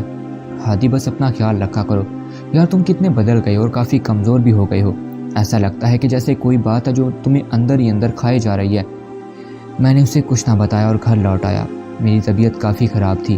امی نے پوچھا، بیٹا ہادی کیا بات ہے؟ کچھ دنوں سے تم ٹھیک سے کھاتے ہو نہ پیتے ہو، گھر میں کسی سے بات نہیں کرتے ہو، کالج سے آتے ہو کمرے کے ہی ہو کر رہ جاتے ہو۔ تمہارے ابو بھی تمہارے اس رویے سے کافی پریشان ہیں۔ مجھے مجبوراً یہ بات امی کو بتانا پڑی۔ وہ بھی سن کر کافی پریشان ہو گئیں اور کہنے لگی، میں آج ہی فون کروں گی اور پوچھوں گی کہ اصل وجہ کیا ہے۔ یہ بات سن کر مجھے کچھ حوصلہ ہو گیا اور میں کمرے میں جا کر سونے کی کوشش کرنے لگا۔ نیند نے کہاں آنا تھا بھلا، طبیعت خراب تھی اس لیے کافی دن تک میں کالج بھی نہ جا سکا۔ ایک پروفیسر صاحب میرے دوست بھی تھے اور پرنسپل صاحب کے کافی قریب تھے۔ میں نے ان کو اپنی طبیعت کے بارے میں بتایا تو انہوں نے کہا، بیٹا تم فکر نہ کرو، جب ٹھیک ہو جاؤ گے تو تب پھر کالج پھر سے جوائن کر لینا۔ میں پرنسپل صاحب سے خود بات کر لوں گا، وہ تمہیں کچھ نہیں کہیں گے۔ میں نے ان کا شکریہ ادا کیا اور فون رکھ دیا۔ کچھ دیر بعد میرے دوست کا فون آیا، ہادی یا تم اتنے دنوں سے کالج کیوں نہیں آ رہے، کیا بات ہے؟ یار پلیز مجھے بتاؤ، میں نے تمہیں پہلے کبھی ایسے افسردہ نہیں دیکھا اور نہ ہی کبھی کالج سے چھٹی کیا تم نے۔ میں نے اس سے کچھ بھی نہ چھپا سکا اور اسے ساری کہانی سنا دی۔ وہ یہ سب سن کر غصے میں آیا اور کہا، قابل رحم ہو گئی ہے تیری حالت عشق میں ہادی، مل جائے اگر وہ ظالم تو مار ڈالوں اس کو۔ میں یہ سن کر اس پر برس پڑا اور کہا، یار ایسا مت کہو اس کو اس طرح سے، اس کو برا بھلا، میرے جگر کا ٹکڑا تھا وہ بے وفا۔ وہ یہ سب سن کر ہنس پڑا اور بولا، یار ہادی تم آج بھی اسے اتنا ہی چاہتے ہو کہ اس کے بارے میں ایک لفظ بھی نہیں سن سکتے؟ میں نے کہا، ہاں یار، انسان محبت تو ہر کسی سے کرتا ہے مگر عشق ایک ہی سے ہوتا ہے، اور مجھے اس سے عشق ہوا تھا جو کہ بھلائی نہیں بھولتا۔ شاید اس نے کسی مجبوری کی وجہ سے یا کسی کے دباؤ میں آ کر یہ سب کہا ہوگا۔ ہماری بات ہوتی رہی، بات کر کے میرا دل کچھ بہل سا گیا۔ رات کو امی سے میں نے کہا تو امی نے ان کے گھر کال کی۔ ابو بھی پاس سے بیٹھے ہوئے تھے۔ سلام دعا کے بعد امی آنٹی سے کہنے لگی کہ میری محوش سے بات کراؤ۔ آنٹی ٹال مٹول کرتی رہیں، اس سے بات نہیں کروائی۔ میرے ابو جان نے بھی آنٹی سے کہا مگر وہ یہ کہنے لگی کہ وہ سو گئی ہے، رات کے ابھی 7 بجے تھے۔ آنٹی نے یہ بہانہ کرتے ہوئے فون بند کر دیا۔ میں یہ سن کر کافی پریشان ہو گیا کہ آخر ایسی کیا بات ہے کہ جو وہ اس سے بات بھی نہیں کروا رہے، یا وہ خود ہی کرنا نہیں چاہتی۔ لیکن دل اس بات کو تسلیم نہیں کر رہا تھا کہ وہ خود بات نہیں کر سکتی۔ امی ابو بھی اس بات کو لے کر کافی پریشان تھے۔ یہ بات سمجھ میں آتی ہے، تیرے اس رویے کو دیکھ کر محض ایک کھلونا سمجھ رکھا تھا تو نے میرے پیار کو۔ اب میرے والدین نے ان کے گھر جانے کا پروگرام بنایا اور دوسرے ہی روز ان کے گھر کے لیے روانہ ہو گئے۔ وہاں تو سارے کا سارا ماحول ہی بدل چکا تھا اور ان کے گھر جا کر بھی اس کے گھر والوں نے اسے ملنے نہ دیا اور خود بھی کسی نے ٹھیک سے بات نہ کی۔ میرے امی ابو نے ان کے اس رویے سے کافی پریشان ہوئے اور واپس لوٹ آئے۔ نہ جانے کیا وجہ تھی، کیوں یہ سب کچھ ہو رہا تھا۔ ایسے کئی سوالات میرے ذہن میں رقص کر رہے تھے۔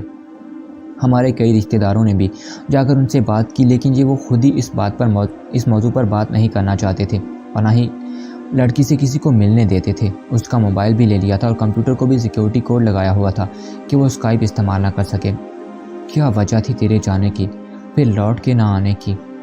اس کی ایک قریبی سہیلی جو اس کے گھر آتی جاتی تھی، میرے پاس اس کا نمبر تھا۔ ایک دن میں نے اسے کال کی تو اس کے بھائی نے اٹھایا۔ میں نے رانگ کال کہہ کر کاٹ دی۔ رات کو جب میں کمرے میں بیٹھا انہیں سب باتوں کی اصل وجہ تلاش کر رہا تھا تو اچانک میرے موبائل پر کال آئی۔ میں نے جب دیکھا تو اس کی سہیلی کی کال تھی۔ میں نے سوچا کہ اس کا بھائی ہوگا، لیکن جب کال اوکے کی تو اس کی سہیلی ہی تھی۔ سلام دعا کے بعد اس نے کہا، ہادی بھائی، دن کو میں کالج ہوتی ہوں، موبائل گھر ہوتا ہے، اس لیے بھائی نے اٹھایا تھا۔ اب میں نے نمبر دیکھا تو مجھے تمہارا نمبر یاد تھا، اس لیے میں نے تمہیں کال کی ہے۔ کہو کیا بات ہے جو آج ہادی بھائی کو ہماری یاد بھی آ گئی۔ میں کافی پریشان تھا، اس لیے بس حال حوالے کے بعد اصل بات پر آ گیا۔ اس سے پوچھا کہ تم ان کے گھر جاتی ہو؟ جی ہاں جاتی ہوں، پر کبھی اس کی امی مجھے ملنے نہیں دیتی تو کبھی مجھے دروازے سے ہی واپس بھیج دیا جاتا ہے۔ کیا بات ہے ہادی بھائی، تم اتنی پریشان کیوں ہو؟ میں نے کہا، کیا بتاؤں تمہیں؟ پھر اس کو تمام ماجرا کہہ سنایا اور وہ بھی پریشان ہو گئی۔ کہنے لگی کہ اس کے گھر والے تو مجھے اس سے ملنے نہیں دیتے، مگر ہاں اس کا پیپر ہے اور سینٹر ہمارا ہی کالج بنا ہے، وہ پرسوں پیپر دینے آئے گی تب اس سے بات کروں گی۔ میں نے کہا، اچھا ٹھیک ہے، میں انتظار کروں گا تمہارے جواب کا، اور اس کے ساتھ ہی فون کٹ کیا۔ اللہ اللہ کر کے 3 دن گزر گئے اور تیسری رات اس نے کال کی اور حال چال پوچھنے کے بعد اصل موضوع پر بات ہونے لگی۔ وہ بھی آج کافی پریشان تھی۔ اس نے بتایا کہ وہ پیپر دینے آئی تھی اور میں نے اس سے بات کی اور وہ رونے لگی، میرے گلے لگ کر روتی رہی۔ کچھ دیر تک جب وہ سنبھل گئی تو اس نے بتایا کہ میرے گھر والوں نے مجھ سے یہ سب کہنے کو کہا تھا، میں نے مجبور ہو کر یہ سب کچھ ہادی کو کہا ہے۔ میں آج بھی اس سے اتنا ہی پیار کرتی ہوں جتنا پہلے کیا کرتی تھی۔ میرے گھر والوں کو ذہن بدل چکا ہے۔ اس وقت وہ جہاں میرا رشتہ کرنا چاہتے ہیں میں اس کو ذرا بھی پسند نہیں کرتی اور میں اس کے ساتھ زندگی نہیں گزار سکتی۔ میں بس گھر والوں کے ہاتھوں مجبور ہوں۔ وہ مجھ سے کسی کو ملنے بھی نہیں دیتے اور یہاں تک کہ میری سب سہیلیوں سے بھی نہیں ملنے دیتے۔ موبائل بھی لے کر توڑ دیا ہے، کمپیوٹر کو بھی بھائی نے سیکیورٹی کوڈ لگا دیا ہے۔ میں بے بس ہوں۔ اور پھر وہ رونے لگی۔ یہ سب باتیں اس کی دوست نے مجھے بتائیں۔ میں بے ساختہ سا ہو کر یہ سب سن رہا تھا۔ مجھ پر جمود سا طاری تھا۔ اس کی ہر ایک بات مجھ پر ایک سے بڑھ کر ایک قیامت کی طرح ٹوٹ رہی تھی۔ اس کی دوست نے بتایا کہ اس کا کوئی قصور نہیں، اصل وجہ وہ مجبور ہے، اپنے گھر والوں سے ڈرتی ہے کیونکہ انہوں نے اس کو مارا بھی تھا۔ اس بات کو سن کر میرا دل کرتا تھا کہ میرے پاس کچھ ہو اور میں اس کے بھائیوں اور اس کے ابو کی جان لے لوں اور ٹکڑے ٹکڑے کر کے جنگل میں پھینکاؤں، اور وہ بھی نمک لگا کر، کیونکہ وہ تو اتنی نازک اور حساس پری تھی کہ اس کی جلد تو اتنی نازک تھی کہ اگر زور سے اس کے بازو پر انگلی رکھ دو تو وہاں پر خون اکٹھا ہو جاتا تھا۔ شرم نہیں آئی اس معصوم بے قصور کو مارتے ہوئے ان درندوں کو؟ خدا کرے ان کا کچھ نہ رہے، تباہ و برباد ہو جائیں اس کے بھائی اور ابو جنہوں نے اس معصوم پر ظلم کیا۔ ارے اس بیچاری کا کیا قصور؟ خود ہی منگنی کروائی، پیدا ہوتے ہی میری ماں کی جھولی میں ڈال دی تھی۔ اب ان کمزرف لوگوں کو بھلا کون سی ناگن نے آ کر ڈس لیا تھا؟ میں اس کی دوست کی بات سن کر کافی تیش میں آ گیا تھا اور اس کے گھر والوں کے خلاف پتہ نہیں کیا کیا کہہ دیا۔ اس نے کہا بھائی تسلی رکھو، اللہ سب بہتر کرے گا۔ آج اس بات کو 4 سال گزر چکے ہیں، نہ تو اس کے برہم گھر والوں نے کوئی رابطہ کیا اور نہ ہی اس سے کوئی رابطہ ہو سکا۔ انہیں پتہ تھا کہ وہ اپنی کسی سہیلی کے موبائل سے بات کر سکتی ہے، اس لیے انہوں نے اس کا سب دوستوں سے سہیلیوں سے ملنا بھی بند کر دیا تھا۔ خدا کرے کچھ نہ رہے ان جیسے بھیڑیوں کے پاس جو اپنے مطلب کی خاطر کسی کی زندگی سے کھیلتے ہیں اور اس پر ظلم کرتے ہیں۔ ارے اگر نہ ہی کرنی تھی تو کیوں ہاں کی تھی؟ نہ آئی موت ہی ہم کو، نہ وہ لوٹ کر آیا، جیے جاتے ہیں ہم جس پر وفا کا نام لے لے کر۔ اب نہ جانے وہ خوش ہے یا خاموش ہے، کس حال میں ہے، کیسی ہے، یہ بات مجھے اب بھی ستاتی ہے۔ شاید پیار کرنے والوں کے نصیب میں دکھ، رسوائیاں، بدنامیاں، اذیتیں تڑپ ہی لکھی ہوتی ہے۔ کیوں قسمت کے دیوتا کو پیار کرنے والوں پر ترس نہیں آتا؟ کیونکہ ہماری قسمت میں ناکامیاں کیوں لکھی ہوتی ہیں؟ کیوں یہ دنیا والے ہمارے جیسے پیار کرنے والوں کی راہوں میں کانٹے بچھاتے ہیں؟ کیوں 2 دلوں کو ایک نہیں ہونے دیتے؟ اگر تو پیار کرنے والے ایک ہو جائیں تو ان دنیا والوں کا بھلا کیا جاتا ہے؟ آج میرا بھی نام ان بد نصیبوں میں شامل ہو گیا ہے جو کہ پیار میں ناکام ہی رہتے ہیں۔ توڑ دیے ہیں میں نے گھر کے سبھی آئینے، عشق میں ٹھکرائے ہوئے لوگ مجھ سے دیکھے نہیں جاتے۔ اب میں اس کو بھلا کر ایک نئی زندگی جینا چاہتا ہوں۔ شاید پریمی لوگوں کو میری اس بات پر اختلاف ہو کہ میں کیسا پریمی ہوں جو کہ اس محبوبہ کو بھلا دینا چاہتا ہوں، لیکن ایک بات میں پوچھنا چاہتا ہوں، پیار تو ہم بعد میں کرتے ہیں، لیکن وہ والدین جنہوں نے ہمیں پالا بڑا کیا، ایک بے وفا صنم کی خاطر ان کا حقیقی پیار ہم بھلا دیتے ہیں۔ شراب، سگریٹ نوشی، پان، ان سب چیزوں کے نشے میں دھت رہتے ہیں جو کہ ایک ماں برداشت نہیں کر سکتی۔ وہ اپنے بیٹے کو برباد ہوتا نہیں دیکھ سکتی۔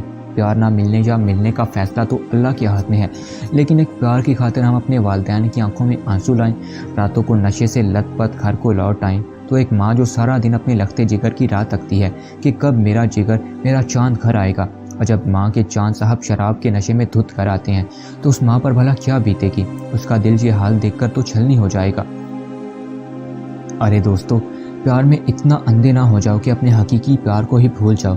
میرے چند دوستوں کو میری ان باتوں سے شاید اختلاف ہوں، لیکن میں معذرت چاہوں گا کہ میں لکھ رہا ہوں، مجھے معاف کرنا، میں تو اپنے دل کی بڑھاس نکال رہا ہوں۔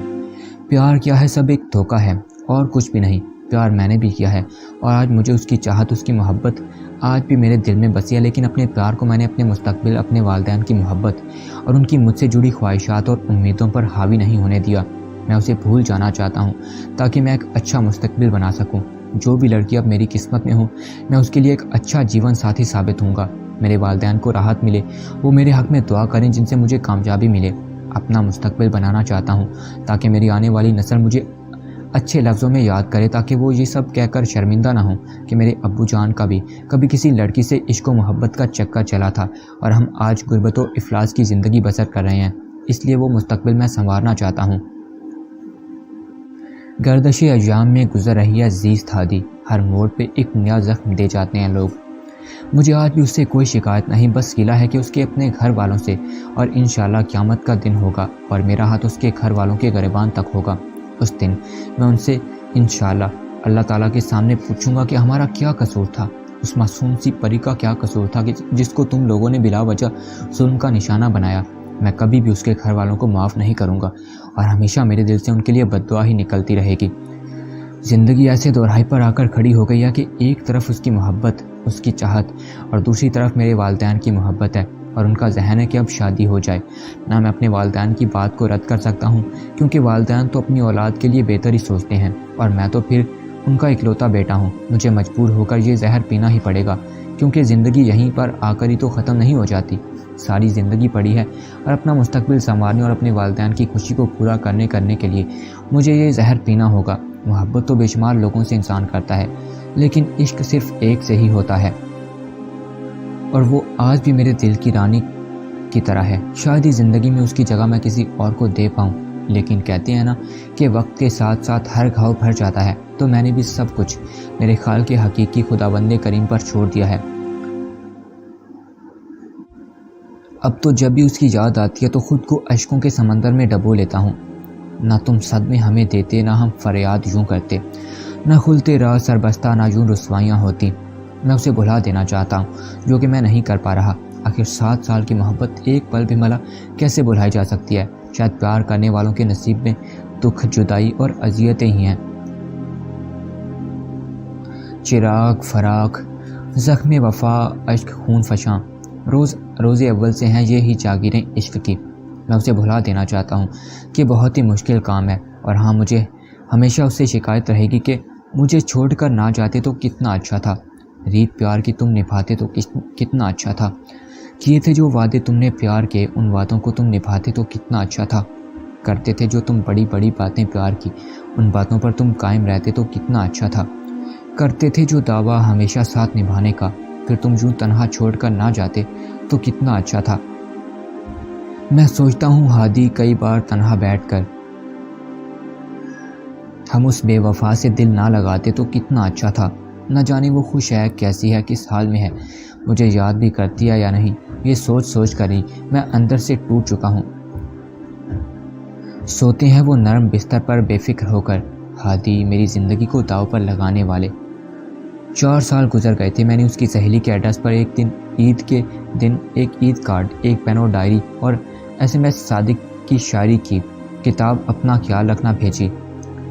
جب اس نے موصول کر لی تو اس نے مجھے کال کر کے بتایا، کچھ دن بعد اس سے ملی تو اس نے میرے گفٹ اس کو دیے، مگر اس نے یہ کہہ کر نہ لیے کہ یہ میں اب نہیں رکھ سکتی، ہاں تم میری امانت سمجھ کر رکھ لو۔ آج بھی وہ گفٹ اس کی سہیلی کے گھر میں پڑے ہیں۔ اس کی سہیلی بتاتی ہے کہ جب بہت زیادہ بے چین ہوتی ہے تو آ کر میرے گھر خوب روتی ہے، اور تمہارے دیے ہوئے گفٹ میرے گھر پر امانت کہہ کر رکھتی ہیں، اسی لیے ان کو دیکھ دیکھ کر روتی ہے۔ پھر میں نے اس کی سالگرہ پر ایک وسیع شاہ صاحب کی کتاب نہ محبت اور تم بھیجی، وہ بھی اس نے اپنی سہیلی کے گھر میں رکھ دی۔ اس کا یہ کہنا تھا کہ میرے گھر والے بہت سخت ہیں، چھوٹی سی غلطی پر بھی بہت مارتے ہیں، یہ سب کچھ میرا اثاثہ ہے، ان سب کو تم سنبھال کر رکھ لو۔ میں نے تمہیں اپنی دوست کے ساتھ ساتھ بہن بھی بنایا ہے، ویسے ایسی ہی ہونی چاہیے سہیلیاں جو دکھ درد میں کام آئیں، بس وہ ایک ذریعہ ہی تھی جو اس کی خیر خبر مجھ تک پہنچاتی تھی۔ دن گزرتے گئے، میرے رشتے کی بات میرے والدین نے شروع کر لی اور رشتے آنے لگے۔ اب مجھے سمجھ نہیں آ رہا تھا کہ میں کیا کروں۔ ایک بڑا سا ڈھیر لڑکیوں کی تصویروں کا البم میرے سامنے رکھ دیا گیا کہ اپنی پسند کی دیکھ لو۔ میں تو جسے دل دے چکا تھا اس کے علاوہ کسی پسند کرتا۔ میں کافی پریشان تھا۔ ایک رات نیند تو نہیں آ رہی تھی، میں فلم دیکھنے لگ گیا۔ نصیب جب اس کا یہ گانا آیا تو بے سبب میرے آنسو بہہ نکلے، اور پھر رکنے کا نام ہی نہیں لیا۔ شکوہ نہیں کسی سے گلا نہیں، نصیب میں نہیں تھا جو ہم کو ملا نہیں۔ میرے دوست کی کال آئی، وہ ان دنوں ملتان کیا ہوا تھا۔ اس نے کہا، ہادی تم رو رہے ہو؟ میں نے کہا، نہیں یار، بس کچھ نہیں، تم سناؤ کیسا جا رہا ہے تمہارا ملتان کا سفر؟ کہنے لگا، بہت اچھا، اور میں نے اپنی کچھ تصویریں اور ویڈیو کلپس ای میل کی ہیں، وہ دیکھو اور بتاؤ کیسے ہیں۔ میں نے لیپ ٹاپ آن کیا اور ای میل باکس کھولا۔ ای میل آئی ہوئی تھی، مہوش کی سہیلی کے نام سے بھی تھی۔ ایک بار تو میں حیران رہ گیا کہ ای میل میں کیا ہو سکتا ہے۔ اوپن کیا، سانگ آیا تھا، نیچے ایک میسیج لکھا تھا، ہادی کیسے ہو؟ میں ٹھیک ہوں اور اپنی زندگی کے دن پورے کر رہی ہوں۔ یہ گانا تمہیں ای میل کر رہی ہوں، ضرور سن کر رپلائی کرنا، تمہاری اور صرف تمہاری مہوش۔ میں نے وہ گانا اوپن کیا اور خوش ہوا کہ چلو میں اسے آج بھی یاد تو ہوں، اور گانا یہ تھا جو میں یہاں لکھ رہا ہوں۔ جس کو ہم نے اپنا سمجھا وہ نکلا بیگانہ، شیشہ جیسے ٹوٹ رہا ہو، ٹوٹا دل دیوانہ، کبھی پیار نہ کریں گے، اعتبار نہ کریں گے، کتنا مشکل ہے تم کو اور اب خود کو سمجھانا، دل کی منزل اور کہیں ہے اور کہیں اب جانا، کبھی پیار نہ کریں گے، اعتبار نہ کریں گے۔ میرے خیالوں میں صرف تم ہو، بھلاؤں تم کو کیسے؟ چلے گئے ہو دور، اتنا بلاؤں تم کو کیسے؟ کیوں میں نے کی ہے یہ بے وفائی، بتاؤں تم کو کیسے؟ میری سنو گے تو رو پڑو گے، رلاؤں تم کو کیسے؟ جس کی قسمت میں ہو رونا، اس کو کیا بہلانا؟ شیشہ جیسے ٹوٹ رہا ہو، ٹوٹا دل دیوانہ۔ کبھی پیار نہ کریں گے، اعتبار نہ کریں گے۔ تمہیں جگا کے میں سو سکوں گی، یہ بات تو نہیں ہے ممکن۔ مجھے پتہ ہے، میں جانتی ہوں جینا ہے کیسے تم بن۔ اگر تمہیں بھی ہے درد اتنا تو کیوں جدا ہو مجھ سے؟ تمہارے دل میں نہ کوئی شکوہ تو کیوں خفا ہو مجھ سے؟ لکھا جو رب نے وہی تو ہوگا، لکھا ہے جو فسانہ۔ کبھی پیار نہ کریں گے، اعتبار نہ کریں گے۔ میں نے یہ گانا سنا اور اس گانے میں ہی کھو گیا، ٹھیک ہماری پریم کہانی پر ہی کسی نے گایا ہو جیسے۔ میں نے بھی اسے ایک گانے کے ساتھ رپلائی کیا جو یہ تھا: رات کٹتی ہے تارے گن گن کے، اور سونے سے بھی ڈر لگتا ہے، نیند آئی تو تیرے خواب چلے آئیں گے۔ تم تو جس دن سے گئے ہو میری یہ حالت ہے، نہ تو ہے یہ چین، کہیں نہ کہیں راحت ہے۔ درد بڑھتا ہے تو پھر حد سے زیادہ گزر جاتا ہے، اور رونے سے بھی ڈر لگتا ہے، میرے اشکوں میں تیرے خواب بھی بہہ جائیں گے۔ اب تو مقصد بھی نہیں کچھ بھی میرے جینے کا، وقت بھی پاس نہیں زخموں کو سینے کا۔ غم کا سیلاب بڑی زور سے ٹکراتا ہے، دیکھو اب دل کا دھڑکنا بھی رکا جاتا ہے۔ دل دھڑکتا ہے تو رک رک کے، اس کے رکنے سے بھی ڈر لگتا ہے، دل رکا تو تیرے خواب بھی رک جائیں گے۔ رات کٹتی ہے تارے گن گن کے، اور سونے سے بھی ڈر لگتا ہے۔ یہ گانا میں نے اسے ای میل کیا، اس نے 2 ماہ بعد ریسیو کیا اور کوئی جواب نہ آیا۔ شاید اس کی دوست نے ہی ریسیو کیا ہوگا، لیکن آج تک اس کا دوبارہ کوئی میسیج نہ آیا اور نہ ہی ای میل۔ اس کی سہیلی کی شادی ہو گئی اور میرا اس سے رابطے کا یہ سلسلہ بھی بند ہو گیا۔ تقدیر بھی کیسے کیسے امتحان لیتی ہے انسان کو، تقدیر کے فیصلوں پر ہی سر جھکانا پڑتا ہے۔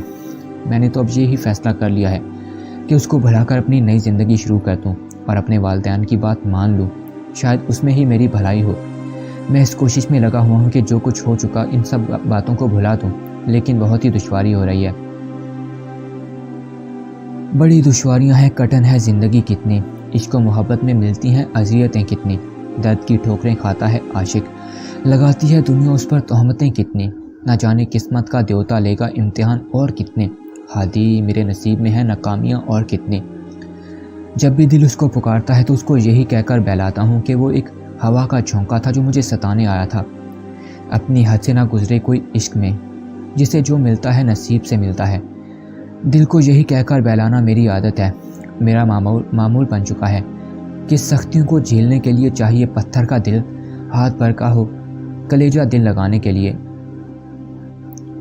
جاتے جاتے وہ مجھ پر ایک احسان کر گئی، وہ مجھے شاعری میں ایک نام دے گئی، ایک مقام دے گئی، ایک نقطہ نظر دے گئی۔ اب جب بھی میں اس کو یاد کرتا ہوں اور اس کی یاد حد سے بڑھ جاتی ہے تو میں شاعری سے ہی اپنا دل بہلاتا ہوں۔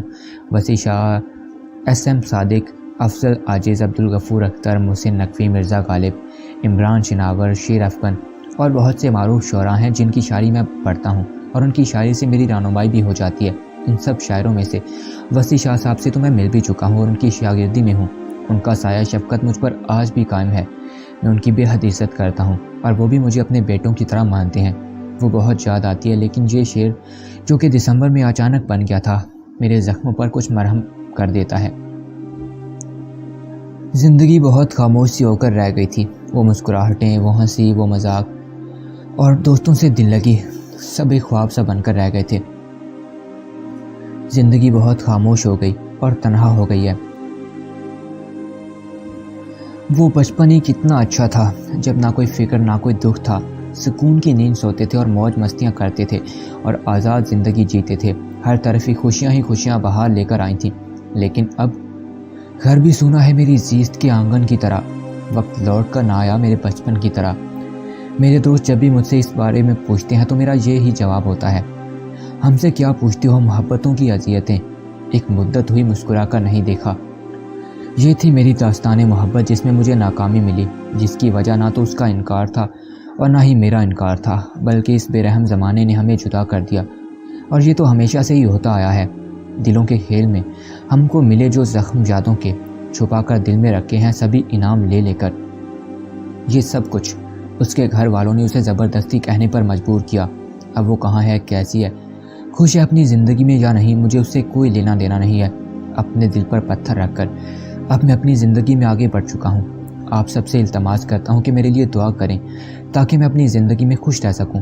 اور مجھے کوئی اچھا جیون ساتھی مل جائے جو مجھے اتنا پیار دے کہ مجھے اس کی یاد تک نہ آئے۔ اس شعر کے ساتھ اجازت دیں۔ تیرا پہلو آباد رہے ایم، تیرے دل کی طرح، تجھ پر نہ گزرے قیامت شب تنہائی کی۔ خدا حافظ۔